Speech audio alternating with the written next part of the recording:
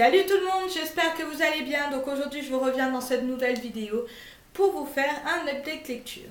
La première lecture que je vais vous présenter, tout le monde la connaît, c'est le tome 1 de Divergente depuis le temps qui est dans ma palle 2. Donc c'est de l'auteur Véronica Roth aux éditions France Loisirs. Pour ce qui est de ce livre, je ne vous le présente plus, tout le monde le connaît. C'est un personnage qui s'appelle Tris, qui a 16 ans et qui va passer le fameux test que tout le monde passe. Et qui fait que à partir de là vous allez être dans une faction, donc les audacieux, les érudits, j'arrive jamais à retenir les noms, audacieux, érudits et je sais plus, il y en a deux autres mais j'ai oublié tout le temps les noms des factions. Je vais vous parler tout d'abord de ce qui m'a plu. Donc le personnage de Tris m'a beaucoup plu. Elle a un caractère assez tenace, elle se laisse pas faire. Elle va au-delà de ses limites et ça j'ai vraiment beaucoup aimé. C'est vraiment un personnage énorme. Après ce que j'ai... on vous met de suite en fait dans l'ambiance du livre. On vous parle de suite des... comment ça s'appelle de l'univers, pardon. On vous vous parle de suite de l'univers. Vous savez de suite qu'il y a des factions. Pourquoi il y en a? Non. Il y a des factions, comment elles fonctionnent un petit peu. Et du coup, ça vous met de suite dans l'ambiance et vous vous posez pas trop de questions à savoir mais qu'est-ce qu'ils font eux, qu'est-ce qu'ils font celui-là et cette faction-là, mais donc pourquoi elle rentre dans l'histoire. Enfin voilà, vous savez pourquoi, dans quoi ils travaillent tous, autant qu'ils sont. Moi, ce que ce livre m'a fait vraiment ressortir, ça m'a fait penser un petit peu à notre société actuelle. Parce que de nos jours, on met tout le monde dans des cases. Voilà, si vous êtes un peu trop différent, de suite vous êtes farfelu ou fou. Et j'ai beaucoup aimé ce livre-là par rapport à ça, parce que ça nous démontre vraiment beaucoup notre société actuelle. Et c'est le petit plus du livre, je dirais. Voilà, c'est pas que sur notre société, mais on dira que ça en parle quand même un petit peu. Et du coup, c'est ce qui m'a vraiment plu. Le petit hic, mais pas non plus le truc qui m'a fait détester, c'est la petite romance qu'il y a entre Tris et 4. C'est pas un truc omniprésent dans le livre, mais voilà, j'ai beaucoup aimé. Enfin, j'ai pas beaucoup aimé plutôt.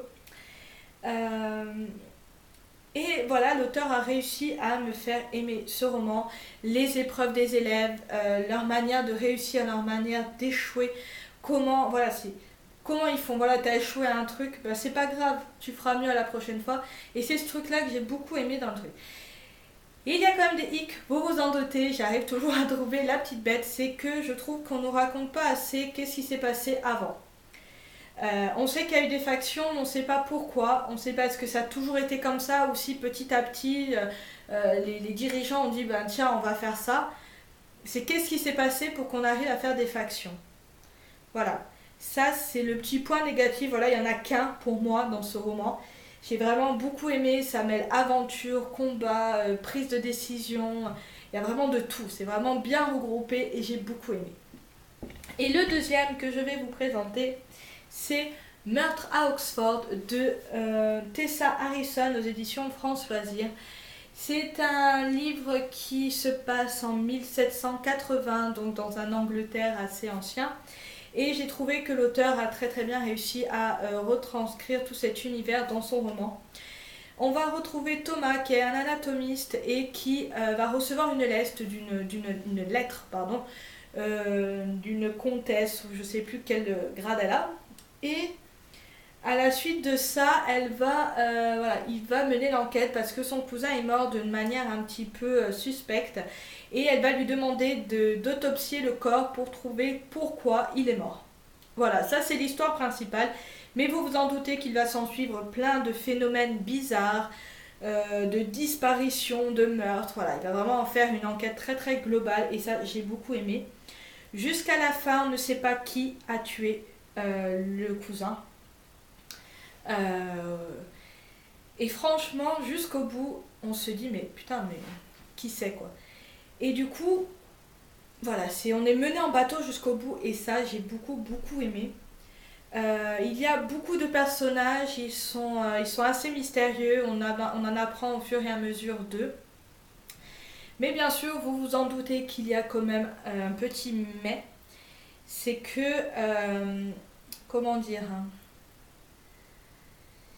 c'est qu'il y a une histoire d'amour et que vous savez très bien que je n'aime pas du tout les histoires d'amour et que du coup bah, ça m'a un petit peu plombé un petit peu l'ambiance du livre que j'ai vraiment beaucoup aimé, mais bon c'est pas ce qui prend le plus gros du truc, donc ça va, ça passe encore un petit peu, et c'est que du moment où il reçoit la lettre au moment où il se passe vraiment quelque chose, il y a quand même un gros laps de temps, et pour ceux qui n'ont pas vraiment la motivation de lire ce roman, qu'ils prennent sur un coup de tête ou quoi, euh, ben, ça peut les ennuyer un petit peu. Voilà.